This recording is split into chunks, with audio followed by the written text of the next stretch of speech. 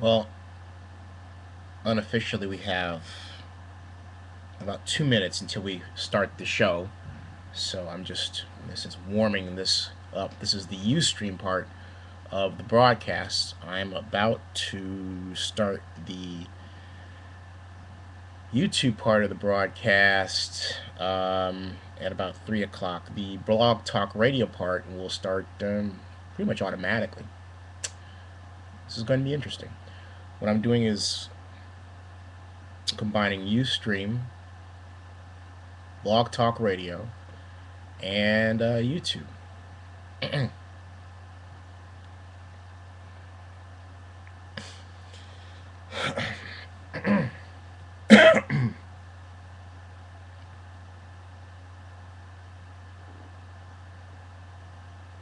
And I need some water.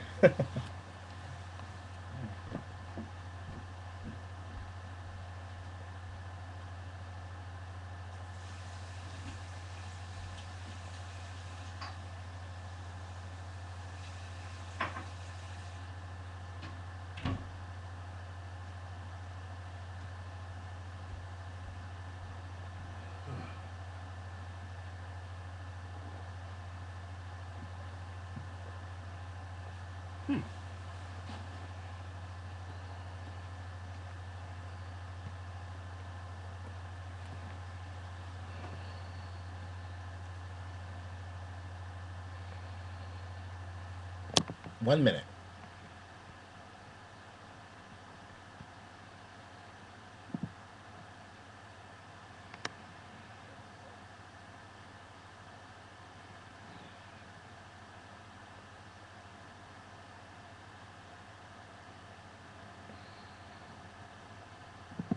44 seconds until the show on Blog Talk Radio.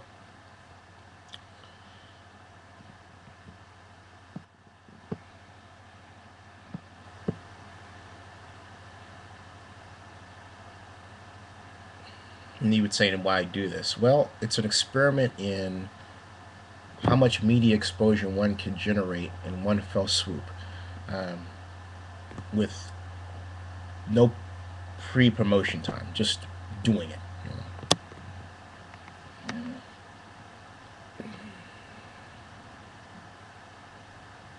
Blog Talk Radio is a call-in number, but I'm not going to take any calls for this one. In future shows I will, but not for this one. This is an experiment. And of course, in mid-course of 15 minutes, I might change my mind.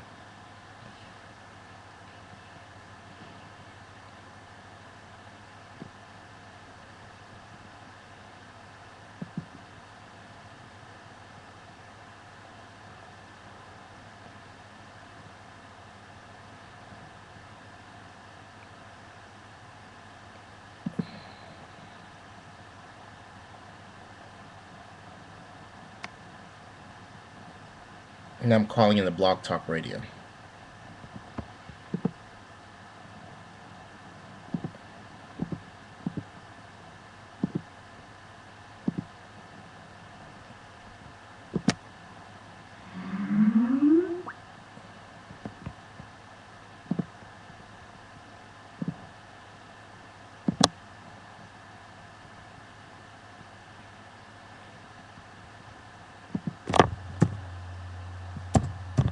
Six, four, six.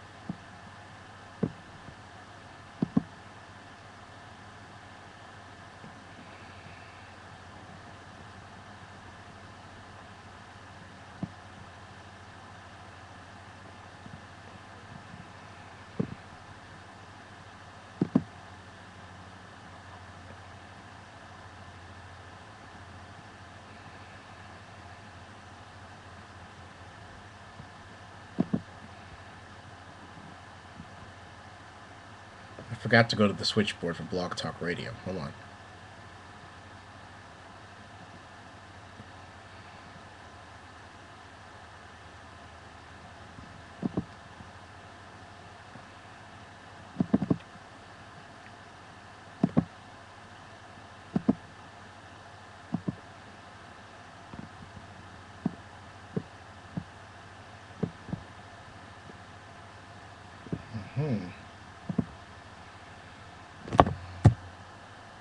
Okay, host number.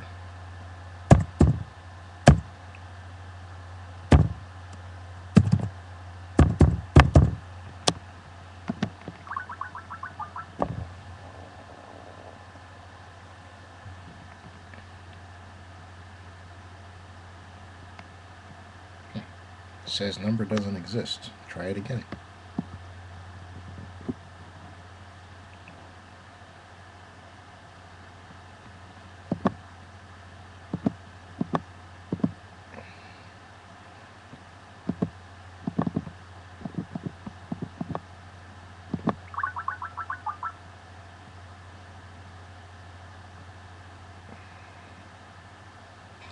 Error with the phone network. Please try again later. Interesting. Try one more time. Welcome to Blog Talk Radio. Aha. Please enter your host PIN. When finished, press the pound key. Okay.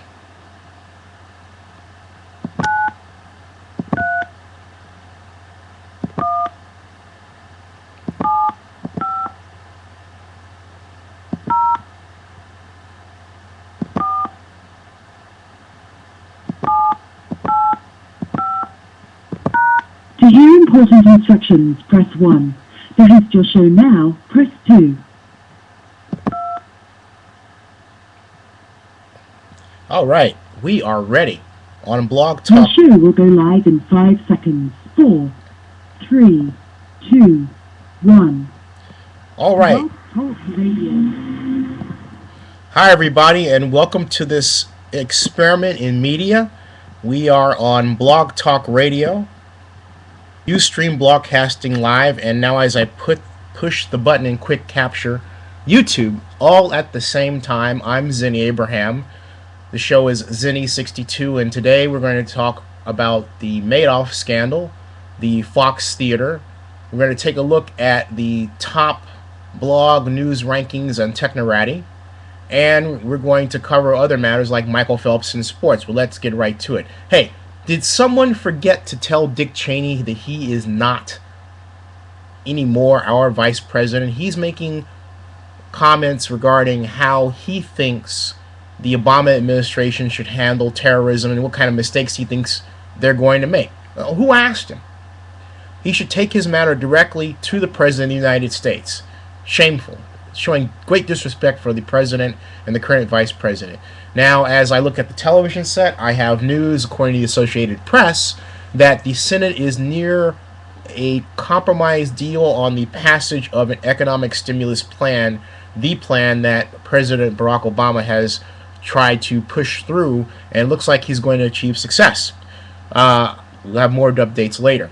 Now, back to the matter of Madoff. Bernie Madoff is a gentleman, and financial advisor and investor who created a $50 billion Ponzi scheme. You know, you put in some money, he asks from you.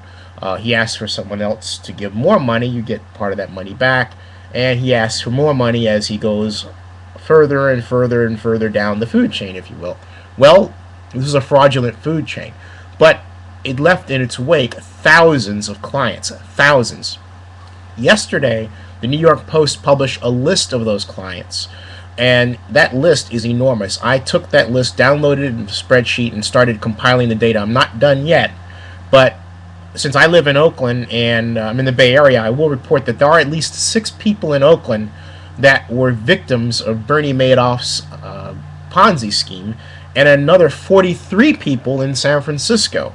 Now, we know about the other famous names, like, for example, Steven Spielberg, but apparently this really does have nationwide reach. And as we have blogs in Atlanta, San Francisco, Oakland, Los Angeles, New York, and Chicago, as well as Las Vegas, and we're going to have one soon in Miami, you're going to see the names of all the people in those cities that have been affected by Bernie Madoff. Stay tuned for the first list of that tomorrow. Go to Zennie62.com, which I had a little sign that says Zennie62, Zennie 62.com on Saturday evening to see that list.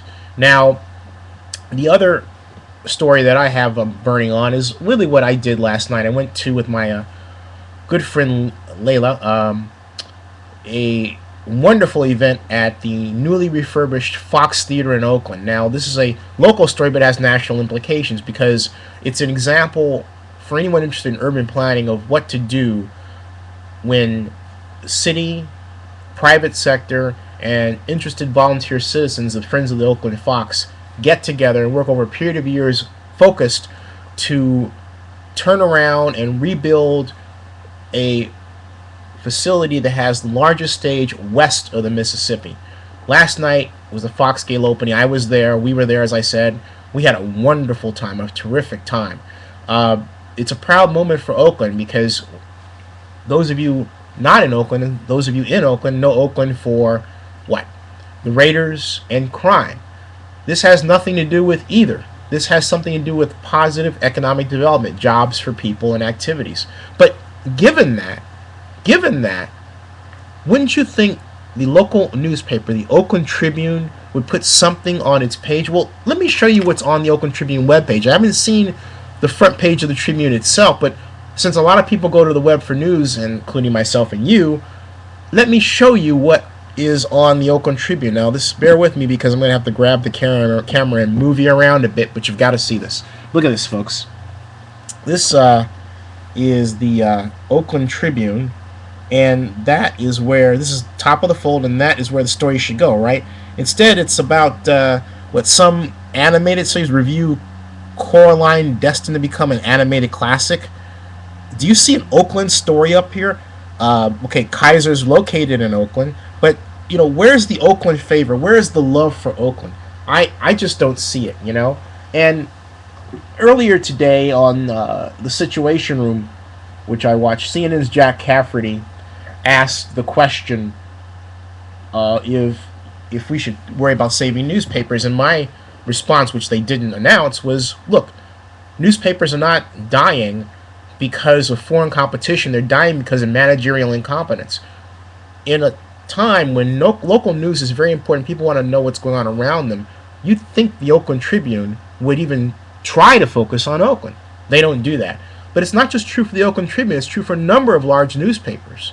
Not every newspaper can be the New York Times, which is a local newspaper that is known for its international focus.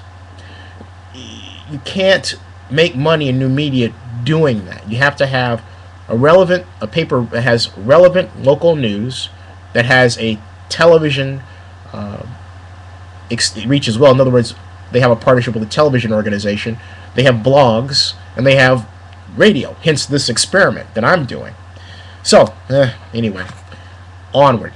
Well, let's go and check and see what's going on with what we call the Technorati blog report. Now, for those of you who don't know what Technorati is, it is a kind of way of aggregating or drawing together the most popular and sometimes the least popular topics that are written on the millions of blogs out there, and it's done on a daily basis. Technorati, by estimates, has 57 million blogs in its system. It has something at its Blogger Central.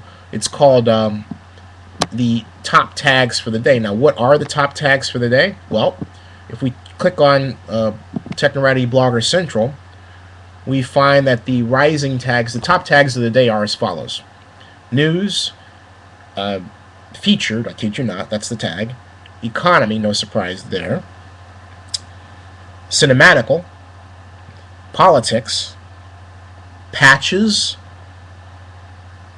in the news; green, media; and patch 3.1. Now, if we scroll down a bit, we can get a better picture on what's going on. The rising links of the day are essentially the stories of the day. Stories of the day today are the They Daily refuses to release stimulus project list, and that's the Chicago Tribune. Let's click on that and see what's going on. Apparently, Mayor Richard Daley of Chicago has compiled a wish list of shovel-ready projects to spend federal economic stimulus funds on should Congress approve a plan. Unlike hundreds of cities, however, Daley said Chicago won't make its list public. Yes, we do have our list, he says. We've been talking to people. We did not put that out publicly because once you start putting out it publicly, you know the newspapers, the media is going to start ripping it apart. And he's right, they are. But I say to that, so what? You know, the people have a right to know how their economic development dollars are going to be spent. But they also have a right to know if the people hired to do economic development really understand what they're doing and really are enacting economic development policies that will help those in the most need. 90 seconds. One moment. I'm getting a 90 seconds deal here. What is that all about?